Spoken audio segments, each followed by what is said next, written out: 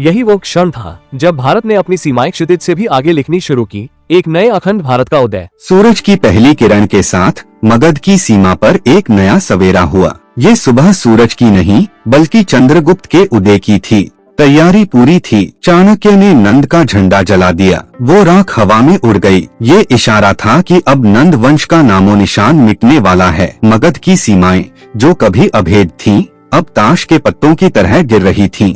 मौर्य सैनिकों ने उन दीवारों को लांघ लिया था। पाटलिपुत्र जाने वाला अनाज रोक दिया गया। चाणक्य की नीति काम कर रही थी। शहर के अंदर भूख और बाहर खौफ का राज था। धनानंद के महलों में अब खाना बेस्वाद हो चुका था। हर निवाले में उसे मौत का डर सताने लगा। वो समझ गया था कि अंत करीब है। सेनापति समझाते रहे, लेकिन अहंकारी राजा शराब में डूबा रहा। जब राजा अंधा हो जाए तो राज्य का रास्ता खाई की ओर ही जाता है। गांव-गांव में चंद्रगुप्त का स्वागत हो रहा था। वो विजेता बनकर नहीं, रक्षक बनकर आया था। जनता ने उसे अपना लिया था। चाणक्य के गुप्तचरों ने अपना काम कर दिया। नंद के मंत्री बिक चुके थे। सोने की वो दीवारें अब अंदर से खोखली हो चुकी थीं। और फिर वो दिन आया। पाटलिपुत्र के दरवाजे पर लोहे का समंदर आ खड़ा हुआ। नंदा ने अपनी मौत को साक्षात सामने देखा। किले की दीवार से धनानंद ने नीचे देखा। जहाँ तक नजर जाती सिर्फ दुश्मन थे। उसकी सोने की लंका अब खतरे में थी। आसमान से पत्थरों की बारिश शुरू हुई। मौर्य गुलेलों ने शहर की शांति भंग कर दी। युद्ध का शंखनाद हो चुका था। दीवारें टूटने लगी। धूल के गुबार में नंद वंश का घमंड भी चकनाचूर हो रहा था। अभेद किला अब एक खुला मैदान था। चाणक्य ने सिर्फ पत्थर नहीं, अफवाहें भी फेंकी। राजा भाग गया है। ये खबर आग की तरह शहर में फैल गई। जनता सड़कों पर उतर आई। जो लोग कल तक डरते थे, आज वो ही महल के दरवाजे तोड़ने को तैयार थे। विद्रोह शुरू हो चुका था। और फिर वो हुआ जिसका डर था। गद्दारों ने मुख्य द्वार खोल दिए। पाटलिपुत्र का सीना दुश्मन के लिए खुल गया। चंद्रगुप्त घोड़े पर सवार बिजली की तरह शहर में दाखिल हुआ। उसकी हुंकार से नंद के सैनिक कांप उठे। गलियों में खूनी संघर्ष हुआ। लेकिन जिसका राजा डरपोक हो, वो सेना कब तक लड़ती। नंद की सेना बिखरने लगी।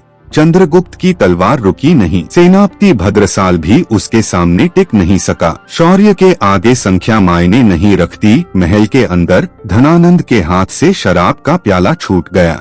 बाहर की चीखें बता रही थीं कि खेल खत्म हो चुका है। नंद के सैनिकों ने हथियार डाल दिए। मगध का ध्वज झुक गया और मौर्यों का मयूर ध्वज शान से लहराया। सिंहासन कक्ष का दरवाजा टूटा। रोशनी के साथ चंद्रगुप्त अंदर आया।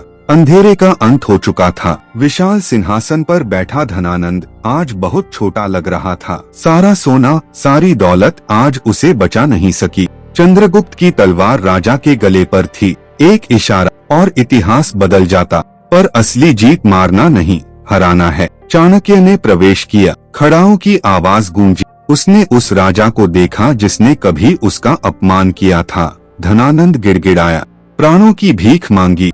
मेरा खजाना ले लो, मुझे छोड़ दो। उसका अहंकार अब आंसुओं में बह गया था। उसे जंजीरों में जकड़कर बाहर ले जाया गया। जिस महल को उसने सोने से मढ़ा था, आज वही उसकी जेल बन गया। चंद्रगुप्त ने सिंहासन की ओर कदम बढ़ाया। ये जीत उसकी नहीं, चाणक्य की नीति और अखंड भारत के सपने की थी। चाणक्य सिंहासन के पास खड़ा हुआ।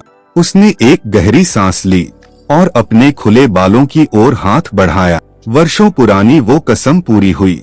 उसने अपनी शिखा में गांठ लगाई। ये गांठ मगध की सुरक्षा और नंद के विनाश की थी। राज्याभिषेक हुआ। फूलों की वर्षा हुई। चक्रवर्ती सम्राट चंद्रगुप्त मौर्य की जय के नारों से आसमान गूंज उठा। महल की बालकनी से गुरु और शिष्य ने नए सूरज को देखा। अंधेरी रात बीत चुकी थी। मौर्य साम्राज्य का उदय हो चुका था। ये सिर्फ एक राजा का अंत नहीं था। ये शुरुआत थी एक ऐसे भारत की जिसकी सीमाएं क्षितिज तक फैली थीं। अखंड भारत